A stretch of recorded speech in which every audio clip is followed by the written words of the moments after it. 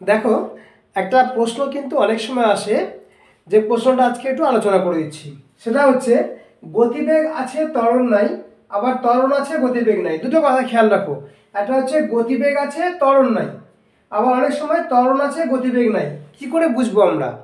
তো দেখো, যখন কোনো সচল বস্তু সমবেগে গতিশীল থাকে, একটা বস্তু সমবেগে গতিশীল থাকে, তখন কিন্তু তার কোনো ত্বরণ থাকে না। কারণ ত্বরণ মানে কি? বেগ বৃদ্ধির হারকে ত্বরণ বলা হয়।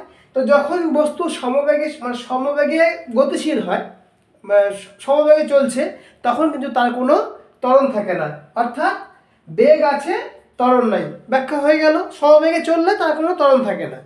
আবার দেখো যে ত্বরণ আছে কিন্তু বেগ নেই, সেটা কি করে বুঝবো?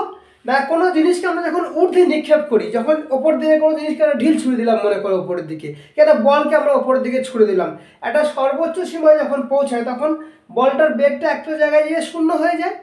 যখন লাস্ট সীমায় পৌঁছায় তখন শূন্য হয়ে গেল, কিন্তু সেই সময় তার উপর অভিকর্ষজ বল কিন্তু ক্রিয়া করে, বা অভিকর্ষজ ত্বরণ ক্রিয়া করে। সেটা মানে এই জন্যই বলা হয় যে গতিবেগ শূন্য কিন্তু অভিকর্ষজ ত্বরণ আছে।